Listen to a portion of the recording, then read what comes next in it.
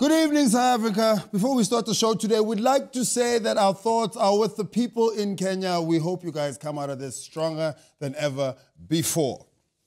It's that time of the year again when South Africans who've moved to Australia get to say, I told you so. Last week, the Auditor General released an audit report on South African government departments. This week, it was the other Tsotsis' turn to be audited. That's right. South Africa's Minister of Police, Nathi Mthethwa, delivered an annual crime statistic report. Check it out.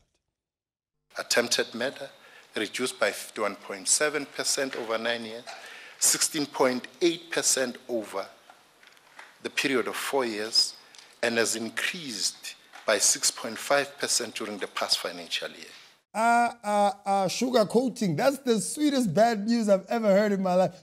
I can imagine the briefing. The guys were like, these numbers are bad, eh? But let's not focus on this year. Let's focus on the last 9 years. Yeah, you can't do that. That's like failing matric and going, yeah, but I used to be good in sub B. I used to be good in sub B. And what did Ria Piaga have to say about all of this? When I look at the crime situation over the past 9 years, you will all see that there is a general decline. There is therefore no doubt in my mind that the crime situation in the country is under control. Whoa, Ria, you are talking about the last 9 years when you only came in the 10th year, when things were really bad. In fact, this is all your fault.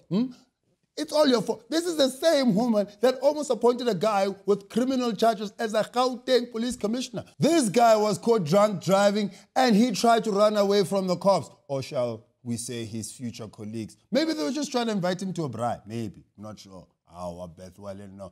This Piaga person is also the same woman who hired a spokesperson who runs a brothel, or as he might like to call it, an adult lodge for discreet encounters. You know what I mean? You can play Crazy 8 there, get a pedicure, happy ending. Come on, Ria, come on. If you can't even read a CV, how can you read the crime statistics? Remember when they asked Ria Piaga if she was the right person for the job? Remember this response? Remember South Africa? Let me just recap you. I have never been a police. And I do want to say you don't need to be a drunkard to own a bottle store. But don't worry, South Africa. Everything is under control because this time she had PowerPoint. Yeah, when in doubt, bring PowerPoint. Just point at numbers. You don't know what's going on. I mean, PowerPoint. Morning, are we ready with the back screen? If we could do that, then I'll be happy. I'm going to need the space to be able to see the back screen. I need that back screen, yeah. With this camera is a problem for me. I need that back screen, yeah. But the most damaging stats are related to protests. Whether you are in Asia or you are in Europe or in the Americas, there is that specific thing of public protest spiraling. That's what has been different from our side, is that ours has been characterized by and large by violence. Yes, Mr. Minister, protests happen all the time around the world and here in South Africa as well. The difference is here it's violent. Yes, it's the same. People all over the world are having sex. But here in South Africa, sometimes it's not consensual. This is a serious thing, Mr. Mthethwa. It's a very serious thing. And where do the violent protests come from? Well, the police must not exclude themselves.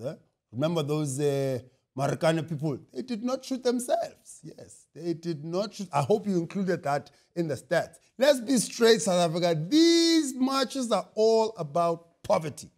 The wave of labour unrest that swept across South Africa in 2012 knocked the country's image and put off foreign investors. $150, it isn't a lot considering what the Department of Public Works had to report. We were hiring glasses for occasions at the Presidential Guest House in Pretoria at 200 Rand a glass. Okay, and then at the end of the day, we don't own the glass. They spent 60,000 Rand in one night on glasses. Can you imagine being a waiter in one of those functions? If you drop a glass, 200 Rand, gone, Baba, gone. And they want it from your pocket. Yeah, they're going, would you like champagne? News that moves. ENCA.com.